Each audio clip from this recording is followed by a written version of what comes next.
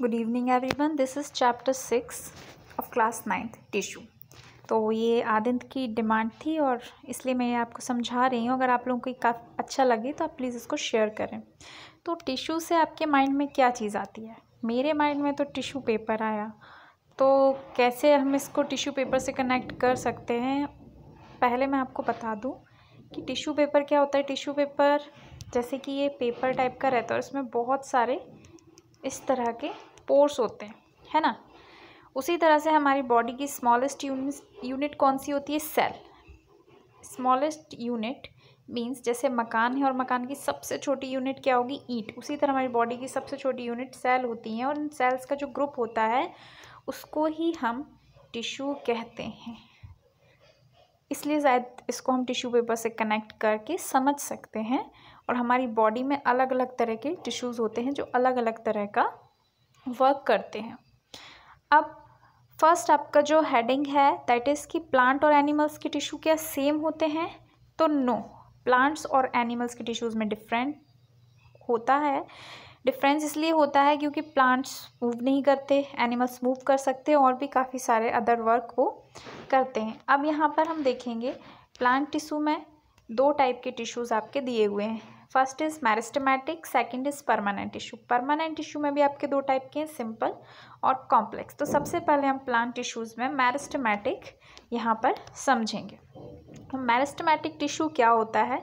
Meristematic tissue plant की roots में जो टिश्यूज़ पाए जाते हैं वो होते हैं। तो सबसे नीचे जो रूट की टिप होती है उस पर होता है आपका एपिकल मेरिस्टम, सेकंड थोड़ा सा ऊपर इंटरक्लैरी मेरिस्टम, और जो रूट का पार्ट स्टेम से अटैच रहता है दैट इज़ लैटरल मेरिस्टम।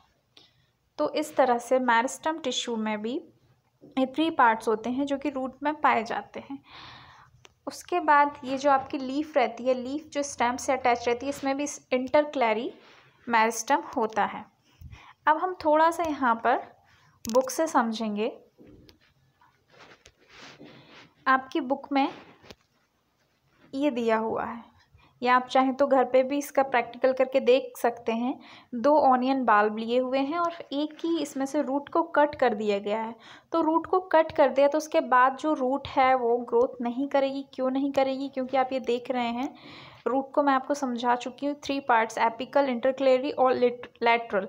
तो एपिकल पार्ट को क्या किया यहाँ पर? एपिकल पार्ट को कट कर दिया। जब एपिकल पार्ट को कट कर दिया तो ऑब्वियस ही बात है फिर रूट की ग्रोथ तो होना इम्पॉसिबल है ना। उसके बाद हमारा आता है परमानेंट टिश्यू। जो हमारा परमानेंट टिश्यू होता है ये हमारे स्टेम में पाया जाता है। मतलब प्लांट का जो स्टेम होता है उसमें परमानेंट टिश्यू पाया जाता है।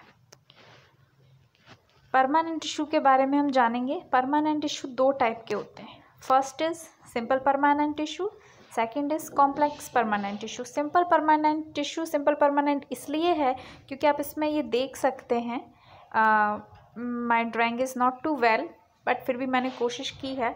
तो यहाँ पर आप देख सकते हैं जितने भी ये सेल्स हैं ये सारे एक ही तरह के दिख रहे हैं, मतलब सर्किल में ही हैं। बट कॉम्प्लेक्स में क्या है, ये हैं तो एक दूसरे से अटैच हैं बट ये सारे सेल का जो साइज़ है वो अलग अलग तरीका है। तो ये कॉम्प्लेक्स टिश्यूज़ का और सिंपल परमानेंट टिश्यू का एक हम सबसे बड़ा समझने के लिए डिफरेंस कह सकते हैं। उसके बाद हम सिंपल परमानेंट टिश्यू को अच्छे से समझेंगे। सिंपल परमानेंट टिश्यू जैसे कि परमानेंट टिश्यू कहाँ होता है? बॉडी का जो स्टेम रहता है उसमें होता है ना। अब सिंपल परमानेंट टिश्यू में क्या क्या होता है, पहले तो हम इसका डायग्राम देख लेंगे। इसका डायग्राम जो है वो बहुत ज़्यादा मोस्ट इम्पॉर्टेंट है और इसकी आप अच्छे से प्रैक्टिस कर लें।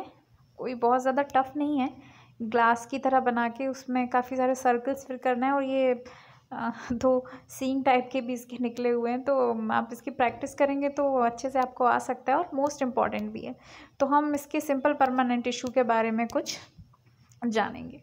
तो सिंपल परमानेंट टिश्यू में सबसे पहले जो होती है चीज़ वो होता है आपका क्लोरेनकिमा। क्लोरेनकिमा क्या करता है? फूड बनाने के लिए हेल्प करता है ना। उसके बाद आपका रहता है पैरेन्किमा ये फूड के स्टोरेशन का काम करता है। मिनरल्स, विटामिन, जितनी भी चीज़ें होंगी ये इसको स्टोर करने के लिए मदद करेगा। उसके बाद इसमें होता है आपका एरेन्किमा फ्लोटिंग के लिए काम करता है। ये एक्वेटिक प्लांट जो कि आपके वाटर में पाए जाते हैं उसमें ये काम करता है। उसके बाद है आपका कॉलेनकिमा जो फ्लेक्सिबिलिटी, आपने देखा होगा पेड़ को आप खींचते हैं या सुबह सुबह कई लोग फूल वगैरह तोड़ने जाते हैं यहाँ वहाँ से खींचते हैं, लेकिन वो इतनी आसानी से टूटता नहीं है क्योंकि उसमें फ्लेक्सिबिलिटी होती है और ये कॉलेनकिमा के कारण ही होती है। उसके बाद आप देखेंगे स्क्लेरेनकिमा क्या होता है? हार्डनेस के लिए। जैसे कि हम इसमें एग्जाम्पल ले सकते हैं कोकोनट का ट्री जो एकदम हार्ड रहता है बाहर से, और ये इसकी हार्डनेस का जो कारण है, उसके स्टिफनेस का या उसके रिजिड का जो कारण है वो स्क्लेरेनकिमा से ही होता है। एपिडर्मिस क्या होता है? गार्ड सेल्स की तरह होती हैं। एपिडर्मिस गार्ड सेल की तरह होती हैं जो पेड़ को बाहर से पानी से ख़राब होने से प्रोटेक्ट करती हैं, और दूसरा ये आपकी जो इंसेक्ट वगैरह लग जाते हैं उसके लिए भी वर्क करती हैं, फंगस वगैरह से बचाती हैं। ये देख सकते हैं यहाँ पर ये कुछ इल्लियों की तरह बनी हुई हैं, काफ़ी प्यारी सी लग रही हैं ये। तो इस तरह का ये जो स्ट्रक्चर है आपका, ये आपको अधिकतर जो डेजर्ट प्लांट्स रहते हैं उसमें इस तरह का स्ट्रक्चर मिलेगा। एकदम बाहर से आपको वैक्सी टाइप का स्ट्रक्चर मिलेगा, जैसे कि आप आसपास अपने एलोवेरा को देख सकते हैं, उसमें ऐसा वैक्सीनेशन होता है पत्तियों के ऊपर कि वो पानी को बाहर नहीं जाने देता। उसके बाद हम यहाँ पर थोड़ा सा ये डायग्राम देखेंगे इनके। कॉलेनकिमा और क्लोरेनकिमा दोनों में डिफरेंस है ना, ये चीज़ आप ध्यान रखिएगा। तो यहाँ पर ये फ्लेक्सिबिलिटी वाला है आपका, ये जो डायग्राम है बी फ्लेक्सिबिलिटी को दर्शा रहा है, जो है आपका कॉलेनकिमा, है ना। और आपका पैरेन्किमा मैंने बताया था स्टोरेज के लिए, किसी भी चीज़ के स्टोरेज के लिए काम करेगा। और ये जो आपका डायग्राम है रेड कलर से बना हुआ है, ये है स्क्लेरेनकिमा जो कि हार्डनेस, किसी भी पेड़ की हार्डनेस के लिए काम करेगा। उसके बाद हम यहाँ पर देखेंगे complex permanent tissue. Complex permanent tissue में दो चीज़ें मोस्ट इम्पॉर्टेंट हैं, और first is xylem and second is phloem. Xylem और फ्लोएम इसका मोस्ट इम्पॉर्टेंट एग्जाम्पल है, और जाइलम और फ्लोएम को हम यहाँ से ये समझ सकते हैं, ये देख रहे हैं इनके डायग्राम्स आप देख सकते हैं।